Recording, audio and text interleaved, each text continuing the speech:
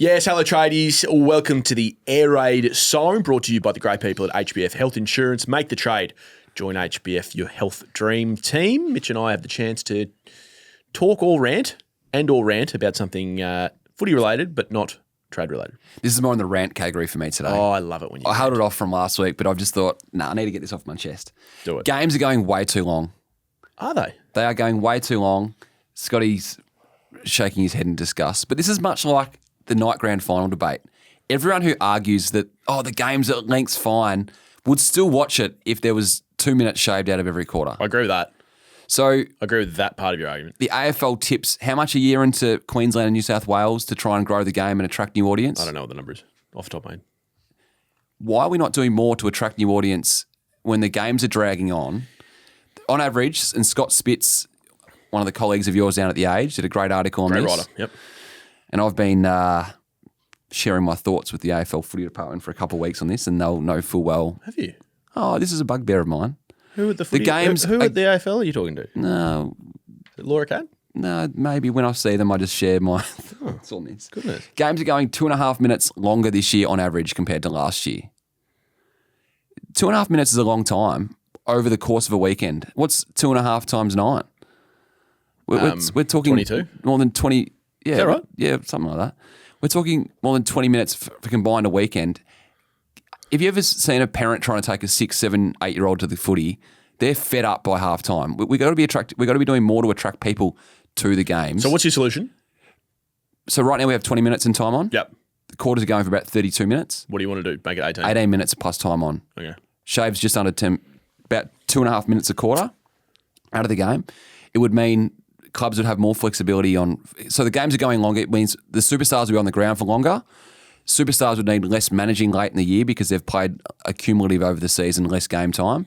More option for 5-day breaks. Clubs only really get 2 or 3 5-day breaks right now. That could, I reckon, go to 3 or 4 if we were shortening the times.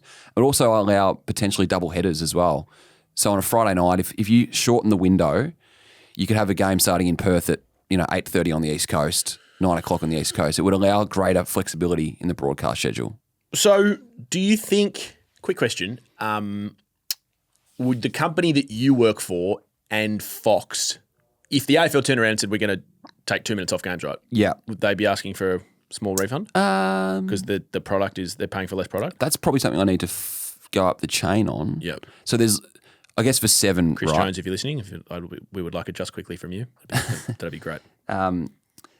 You obviously add break after a goal, so there's 10% less chance of goals if you're shortening the game by 10%. Yeah. But I would argue, see where I'm going here. But I would argue that you would attract more audience because the games would stay closer later. Maybe. And but you're going to hold the audience for longer. Yeah, but that's probably going to take a 5-year sample space to work out if that's true or not. Yeah. So you're hurting your back pocket initially by reducing the game time. I just think you're going to attract more audience to the game. Yeah, maybe. Yeah. I don't disagree with your theory. People watching now, diehard fans are going to complain about this when they listen, are still going to watch. No doubt. I agree with you on that. And you might attract another 5 or 10% more audience because the games are going to be closer and people are going to be switching off. Yeah, so for what it's worth, I don't agree with you. I think leave it the way it is. Yeah. Having said that, to your point, I'm going to watch whatever it is. Yeah. Because I'm a diehard fan. So you're not really aiming it towards me. And I'm big on the grand final being pushed back to increase the audience numbers. So far be it for me to shit can your point on that. I'm aiming it to the footy families in New South Wales and Queensland that are the target audience of growth of the AFL. Yes. That the AFL need to be doing everything they can to attract to the game. And even when I say 18 minutes plus time on, there's almost time in the game right now you could shave out. The ruck nominations is taking... No, that's pretty quick now. They just point. That's a half a second. Ooh. Tradies community, have a watch on the weekend and see what you reckon. I reckon we're waiting a bit. Okay. I like it. Well done. Yours? I would like to just once and for all just sign off on the Noah Balta. Oh, wait. Fast. Yep. So he was sentenced. No one spoke from the club. Noah didn't speak. Right, journos drove, made the trip to Albury to sit outside the court for however many hours. So the decision of him not to speak or no one from the club to speak was always going to mean that Adam Uze's press conference the following day. Just on that, just for context, I spoke to Shane Dunn in the Richmond car park on Tuesday. Yep. The Richmond CEO, and there was no other media there. Yep. So you work for one media outlet. Yep. And you did a doorstop with the CEO, is that what you're saying? Yes. Yeah, okay. So it's Richmond, it's incumbent on Richmond to hold a press conference to speak to everyone. Yep. Not just be doorstopped. And so the Uze press conference just turns into an absolute mess, as we know.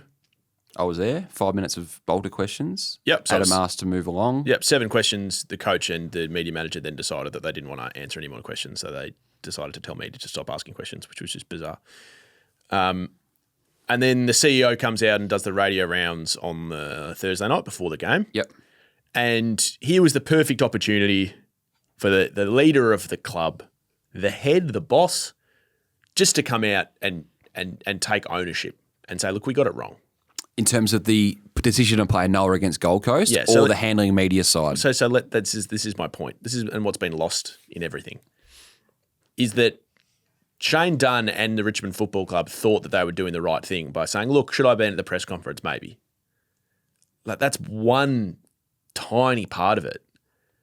I'm just gobsmacked that after everything that's happened, no one from Richmond nor the AFL have just come out and shown a tiny bit of leadership and just said he shouldn't have played against Gold Coast. Yeah. He shouldn't have played. Look, we got it wrong. We didn't meet up to community standards. He never should have played. The decision from the magistrate has, quite frankly, embarrassed our decision to play him. We didn't think he was going to get that. We've now got a situation where he's got to go in and out of the team. Just own it. Just be completely upfront about it. Instead, it's, we stopped the press conference because we thought the questions were getting too repetitive. What are you talking about, mate? That makes no sense to anyone. If you hold a press conference, you have to answer the questions that are thrown at you at the press conference. That's the whole point of a press conference. And every coach under AFL rules must hold a weekly press conference before the game. So this is just a reminder to everyone involved. If you don't want the pressure of the game, don't sign up to it. If you don't want the money involved that comes from media, don't sign up to it. Just be honest to the people who you are answerable to, and that is your members. The victim blaming that has gone on in this situation has been nothing short of humiliating for the game. Yeah.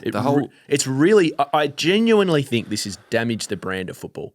I have had multiple people who I'm close to who aren't really big football fans just come to me and sit me down and say, can you just explain what has actually happened here? Because I can't work it out.